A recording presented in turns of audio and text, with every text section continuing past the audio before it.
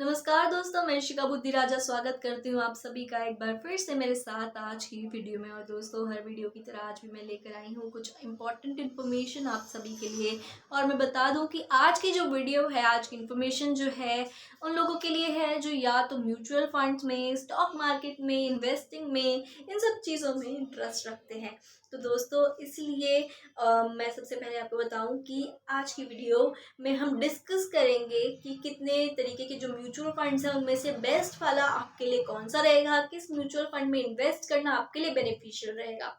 मैं सबसे पहले आपको ये बता दूं कि कोई भी ऐसा एक सेट रूल नहीं है कि यही वाला म्यूचुअल फंड जो है वो बेस्ट है। हम म्यूचुअल फंड अपने लिए बेटर कौन सा है वो निकालते हैं अपनी प्रेफरेंसेस के जरिए कि हम क्या एक्सपेक्ट करते हैं, हम कितने रिटर्न एक्सपेक्ट करते हैं और हमारे फाइनेंशियल गोल्स क्या हैं।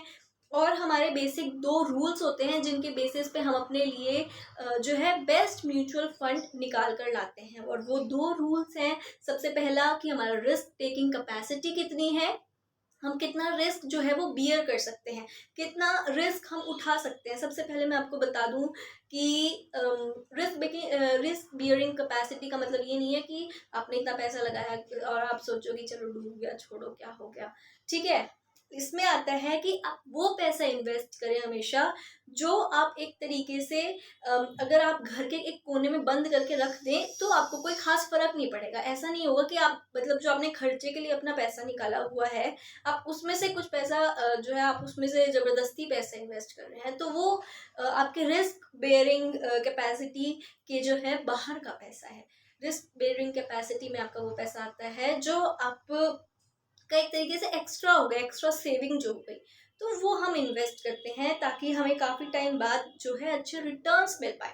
तो सबसे पहले आता है रिस्क बियरिंग कैपेसिटी कितनी है किसी की भी, जो जितना रिस्क वो उठा सकते हैं कि हाँ अगर ये पैसा नहीं बढ़ता है या एक तरीके से हमने 10-15 साल के लिए पैसा इन्वेस्ट कर दिया है तो कोई ऐसा खास फर्क हमारे ऊपर नहीं पड़ रहा, तो वो होती है रिस्क बेयरिंग कैपेसिटी।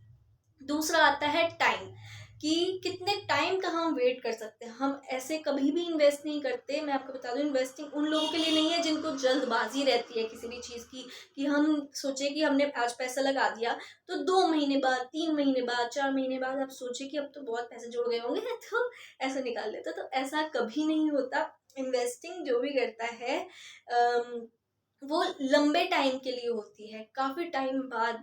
5 साल मान लीजिए, 10 साल, 5 साल तो एटलीस्ट होते ही हैं। 5 साल, 10 साल, 20 साल, 40 साल तक भी लोग करते हैं, तो मैं आपको बता दूं। लेकिन ये जो होता है कि हाँ अभी खरीदा और अगले दिन बेच दी, तो वो ट्रेडिंग आता है, वो इन्वेस्टिंग नहीं होता है। ट्रेडिंग में मार्जिन कम होता है, प्रॉफिट कम होता है।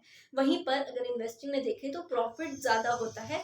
ये फ़र्क है ट्रेडिंग और इन्वेस्टिंग के बीच में। तो इन्वेस्टिंग जो है वो उन लोगों के लिए बिल्कुल नहीं है जो लंबे टाइम तक वेट नहीं कर सकते। तो हम इन दो चीज़ों के, इन दो कैटेगरी के अंडर रखते हैं अपनी ज़रूरतों को, और उन दोनों के बेसिस पे हम निकालते हैं हमारे लिए बेस्ट म्यूचुअल फंड कौन सा है। तो आज हम डिस्कस करने वाले हैं सारे उन तरीके के म्यूचुअल फंड्स को, और उनसे हमें कितने रिटर्न्स एक्सपेक्ट कर सकते हैं और हमारे लिए जो है बेस्ट म्यूचुअल फंड कौन सा रहेगा हमारी फाइनेंशियल गोल्स के अकॉर्डिंग, हमारी नीड्स के अकॉर्डिंग। तो उस तरीके से हम फिर आज इनको डिस्कस करने वाले हैं। तो जैसा कि मैंने आपको बताया कि दो मेन कैटेगरी के अंदर हम रखते हैं अपने सभी तरीके के म्यूचुअल फंड्स को, वो है रिस्क टेकिंग कैपेसिटी और टाइम। तो उन्हीं के बेसिस पे अभी हम सारे म्यूचुअल फंड्स को डिस्कस करते हैं। तो सबसे पहले आते हैं हमारे large cap funds. Large cap fund में आपको तभी इन्वेस्ट करना चाहिए अगर आप जो है कम से कम 3 साल से 5 साल, 3 साल से 5 साल ही मैं इसलिए कह रही हूँ क्योंकि मैंने ये बोला कि कुछ टाइम तो आपको वेट करना ही चाहिए, आपको लॉन्ग टर्म पे वेट करना ही पड़ेगा अगर आप इन्वेस्टमेंट करना चाहते हैं। तो अब लार्ज कैप फंड्स में क्या होता है, इसमें होती हैं कुछ टॉप कंपनीज जो आपको रिटर्न्स एश्योर कर देंगे कि हाँ कि आपको इतने रिटर्न्स जो है वो मिलेंगे ही मिलेंगे।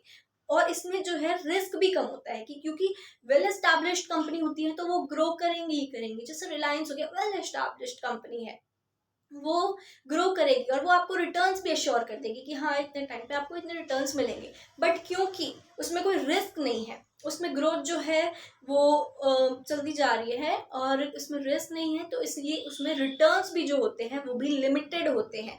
बहुत हाई रिटर्न्स आप एक्सपेक्ट नहीं कर सकते हैं उसमें।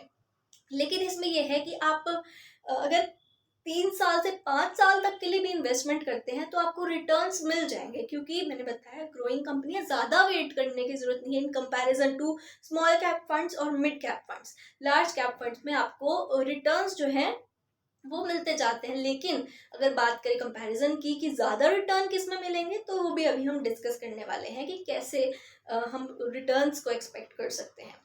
तो लार्ज कैप कंपनीज में क्योंकि बड़ी बड़ी कंपनी होती है, इसके स्टॉक भी ऑब्वियसली महंगे होंगे in comparison to small cap funds. तो लार्ज कैप फंड्स जो है उसमें रिटर्न्स आपको एश्योर कर दिए जाएंगे, लेकिन जो रिटर्न्स होंगे वो बहुत हाई रिटर्न्स नहीं होंगे और रिस्क जो होगा वो रिस्क कम होगा। ठीक है, तो अगर आप ज़्यादा वेट नहीं करना चाहते, 3 साल 5 साल तक आप वेट कर सकते हैं, इतना तो करना ही चाहिए, तो आपके लिए लार्ज कैप कंपनीज ठीक है। मैं ये नहीं कह रही कि लार्ज कैप में अगर इन्वेस्ट कर सकते हैं तो आप 10 साल 15 साल तक नहीं कर सकते, ऐसा कुछ नहीं है। बट एटलीस्ट 3 साल या 5 साल तक तो वेट करना ही चाहिए। इससे पहले आपको अपने पैसे विड्रॉ करने के बारे में नहीं सोचना चाहिए। ठीक है, तो लार्ज कैप फंड हमने डिस्कस किया कि इसमें रिस्क कम है और रिटर्न्स भी उसी तरीके से कम है। फिर हम बात करते हैं मिड कैप फंड्स की। मिड कैप फंड्स एक तरीके से लार्ज कैप फंड्स और स्मॉल कैप फंड्स के बीच में फंसा होता है। मिड कैप फंड में ये है कि जैसे लार्ज कैप फंड में टॉप 100 कंपनीज में पैसा लगाया जाता है, उसी तरीके से मिड कैप फंड में 100 के बाद जो कंपनी आई, जैसे कि 101 100 के जैसे नेक्स्ट बिल्कुल जो कंपनी है उससे लेकर 250 तक की काउंटिंग में जो टॉप कंपनीज आती हैं मिड कैप फंड में, उनमें पैसा लगाया जाता है। अब ये ऐसी कंपनीज होती हैं जो ग्रो कर चुकी होती हैं, ठीक है, डेवलप्ड होती हैं, लेकिन और जो है वो ग्रो कर रही होती है, इतनी टॉप पे नहीं पहुंची होती है और ग्रोथ जो है वो अपने गोल तक नहीं पहुंची एक तरीके से, वो और एस्टैब्लिश हो रही होती हैं और ग्रो कर रही होती हैं। तो उसमें क्या है, लार्ज कैप फंड से थोड़ा ज़्यादा रिस्क है। ठीक है, बहुत ज़्यादा रिस्क नहीं है लेकिन थोड़ा रिस्क है, तो इसीलिए हम इसमें लार्ज कैप फंड से थोड़ी ज़्यादा रिटर्न्स जो है वो हम एक्सपेक्ट कर सकते हैं, क्योंकि इसमें थोड़ा बहुत रिस्क है और ग्रोथ इसमें आगे देखी जा रही है, तो इसलिए और ग्रो करेगा तो और बेटर रिटर्न्स भी दिलवाएगा। तो इसीलिए जो मिड कैप कंपनीज हैं वो एक तरीके से हम उसमें ज़्यादा रिटर्न पा सकते हैं लार्ज कैप कंपनी से। तो इसलिए ऑब्वियसली अगर हम इसमें इन्वेस्ट कर रहे हैं तो हमें और लंबे टाइम तक वेट करना पड़ेगा बहुत अच्छे रिटर्न्स पाने के लिए, अगर आप सोच रहे हैं।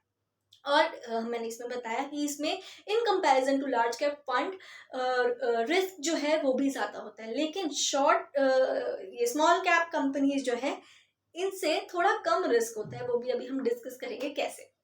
ठीक है, तो अब हम देखते हैं स्मॉल कैप कंपनीज के बारे में। स्मॉल कैप फंड्स में आते हैं 250 तक जो है वो उन्होंने लार्ज कैप ने और मिड कैप ने कवर कर लिया। 250 के बाद की, ठीक है, 250 के बाद की जो कंपनीज होंगी उनमें स्मॉल कैप फंड इन्वेस्ट करते हैं। इसमें बहुत ज़्यादा छोटी कंपनीज भी नहीं आती हैं, ठीक है। तो उन में करती हैं स्मॉल कैप कंपनीज इन्वेस्ट। अब इसमें क्या है, वो बिल्कुल जो है बिगनिंग वाली कंपनीज होती हैं, ठीक है। तो अब उनमें काफ़ी टाइम बाद जब वो कंपनी बहुत ज़्यादा ग्रो कर जाएंगी तब हम उसमें बहुत अच्छे रिटर्न्स एक्सपेक्ट कर रहे हैं। अब क्योंकि वो बिगनिंग वाली कंपनीज है तो उनके स्टॉक्स भी जो है वो कम रेट पे बिक रहे होते हैं, ठीक है। तो इसलिए अगर देखा जाए तो स्मॉल कैप कंपनीज में बहुत ज़्यादा रिस्क है, क्योंकि नई कंपनीज जो खुल रही हैं उनका किसी को पता नहीं है ये वाली चलेगी या ये वाली चलेगी। लार्ज कैप कंपनीज जो है उसमें टॉप कंपनीज होती है, ठीक है। तो वो हमें पता है कि ये वो ग्रो कर चुकी है, लेकिन स्मॉल कैप कंपनीज में वहीं पे छोटी छोटी कंपनीज जो भी नई खुल रही हैं, अभी ग्रो नहीं किया है उन्होंने, तो हमें पता नहीं है वो चलेगी या नहीं चलेगी। तो इसलिए उसमें रिस्क बहुत ज़्यादा होता है स्मॉल कैप कंपनीज, माफ कीजिएगा, स्मॉल कैप फंड्स में, क्योंकि छोटी छोटी कंपनीज में पैसा लगाया जाता है तो रिस्क ऑब्वियसली ज़्यादा है। लेकिन बहुत टाइम बाद जब उसमें कंपनी में ग्रोथ हो जाएगी, हम बहुत अच्छा रिटर्न जो है वो एक्सपेक्ट कर सकते हैं। तो स्मॉल कैप फंड्स में अगर हमने सही जगह पर पैसा लगाया है तो हम इन दोनों लार्ज कैप और मिड कैप दोनों से ज़्यादा अच्छा रिटर्न जो है वो एक्सपेक्ट कर सकते हैं। लेकिन अब डिफरेंस यही है टाइम का कि हमें बहुत लंबे टाइम तक वेट करना पड़ेगा अगर हम स्मॉल कैप में पैसा इन्वेस्ट कर रहे हैं। ठीक है, तो अब हम बात करते हैं फ्लेक्सी कैप फंड की। फ्लेक्सी कैप फंड जो है वो मल्टी कैप फंड से बेटर है। वो भी अभी हम मल्टी कैप फंड भी डिस्कस करते हैं, तो ऐसा करते हैं पहले मल्टी कैप फंड ही डिस्कस कर लेते हैं।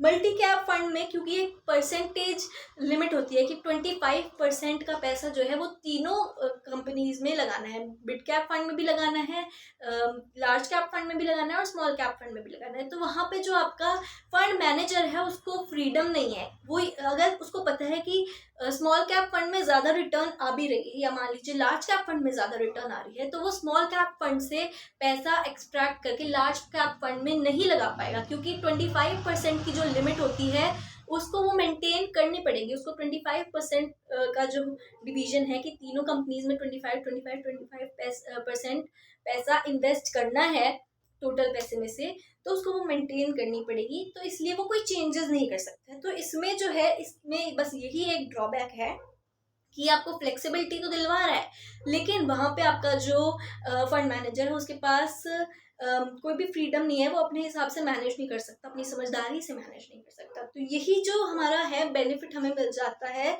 फ्लेक्सी कैप फंड में, कि वहाँ पर हमारा जो फंड मैनेजर है अगर वो अच्छा वेल एक्सपीरियंस है, उसको पता है कौन सी कंपनी आगे बेटर पैसा दिलवाएगी, तो उसको वो वहाँ पर ज़्यादा पैसा इन्वेस्ट करेगा तो तीनों में ही, लार्ज कैप भी, स्मॉल कैप भी, मिड कैप भी, तीनों में पैसा इन्वेस्ट कर सकते हैं। बट वो अपने अकॉर्डिंग डिवाइड कर सकता है कि किस कंपनी में ज़्यादा पैसा इन्वेस्ट करना है, किस कंपनी में कम पैसा इन्वेस्ट करना है, क्योंकि वहाँ पे उनको फ्लेक्सिबिलिटी होती है। तो इसलिए फ्लेक्सी कैप फंड जो है वो बेटर होते हैं देन मिड कैप फंड्स। तो दोस्तों, बट द थिंग इज कि आप जिस भी म्यूचुअल फंड में पैसा इन्वेस्ट कर रहे हैं, वहाँ का जो फंड मैनेजर हो, आप वहाँ की प्लीज़ एक तरीके से सर्वे करें, रिसर्च करें कि कौन सी जो है म्यूचुअल फंड आपके लिए बेस्ट रहेगा, किसने अच्छे रिटर्न्स दिलवाए हैं। क्योंकि अगर फंड मैनेजर अच्छा नहीं हुआ, वो सिर्फ पैसा लोगों से इकट्ठा करने पे लगे रहते हैं और अपने जो है इन्वेस्टर्स को अच्छा रिटर्न्स नहीं दिलवा रहे हैं, तो कोई फ़ायदा नहीं है उसमें इन्वेस्ट करने का। लेकिन वहीं पे अगर आपको एक फंड मैनेजर अच्छा मिल जाता है जो बहुत एक्सपीरियंस्ड है, तो वो आपको बहुत अच्छे रिटर्न्स दिलवा सकते हैं। तो दोस्तों, आज की वीडियो के लिए इतना ही। अगर आपको वीडियो पसंद आई हो तो चैनल को ज़रूर सब्सक्राइब करें, वीडियो को लाइक और शेयर करना बिल्कुल ना भूलें।